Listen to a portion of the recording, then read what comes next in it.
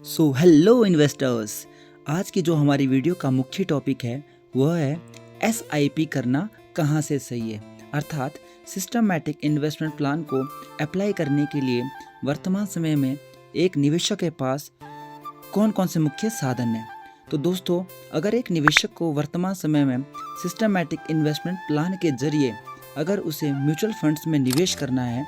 तो वर्तमान समय में दोस्तों उसके पास अपने पैसे को निवेशित करने के लिए दो मुख्य साधन हैं जो कि काफ़ी ज़्यादा रिनाउंड और फेमस है। इसमें पहला मुख्य साधन है हमारे पास उनके लोकल बैंक्स, जैसे SBI बैंक हो गया, HDFC हो गया, एक्सिस हो गया। और उसके अलावा दूसरा मुख्य साधन है दोस्तों ब्रोकर ऐप्स, जैसे ग्रो ऐप हो गया, एंजल ऐप हो गया, जीरोधा हो गया, ETC। बहुत सारे ऐसे ऐप हैं जिसके द्वारा एक निवेशक अपने हार्ड अर्न मनी को मार्केट में फंड मैनेजर के द्वारा पूर्ण रूप से निवेशित कर सकता है और मार्केट में होने वाले उतार चढ़ाव का पूर्ण फायदा उठा सकता है। तो निवेशक, मैं आपकी अवेयरनेस के लिए बता देना चाहता हूँ कि आप अपना पैसा चाहे किसी भी माध्यम के द्वारा इन्वेस्ट करें, चाहे बैंक के द्वारा अथवा प्राइवेट ब्रोकर ऐप्स के द्वारा, लेकिन आपका पैसा इन दोनों ही माध्यम के द्वारा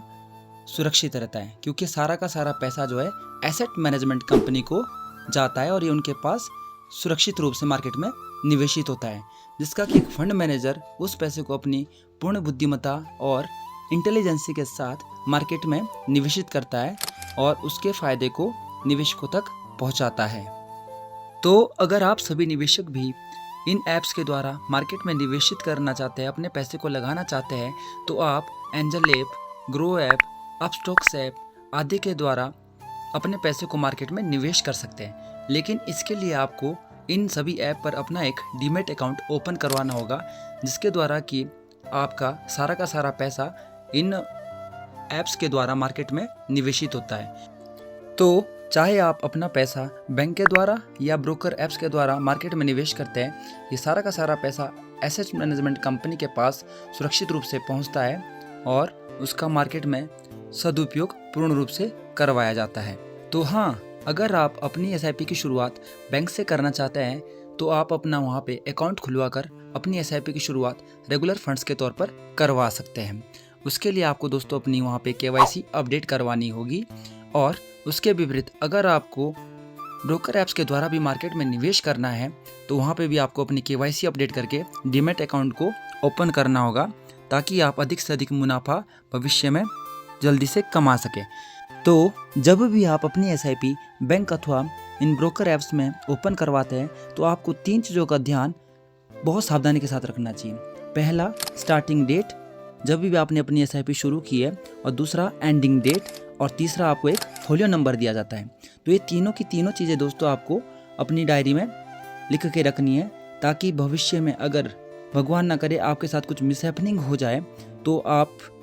के जो परिवार वाले हैं, जो भी आपने नॉमिनी रखा हुआ है, वह नॉमिनी आपके इन्वेस्टेड किए पैसों का पूर्ण फ़ायदा उठा सके और या उसमें कंटिन्यू इन्वेस्टेड रह सके।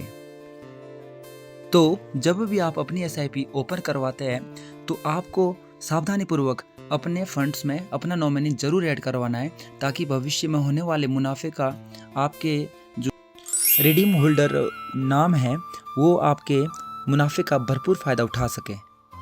वैसे भी दोस्तों, आप एक निवेशक के तौर पर SIP अथवा म्यूचुअल फंड से अपना पैसा कभी भी विड्रॉ कर सकते हैं। इसमें पूर्ण फ्लेक्सिबिलिटी है, चाहे वो 10 साल हो, 15 साल हो, चाहे 1 महीना हो। लेकिन अगर आपको दीर्घकाल में एक अच्छा मुनाफा प्राप्त करना है तो आपको दीर्घकाल तक इसमें निवेशित रहना होगा।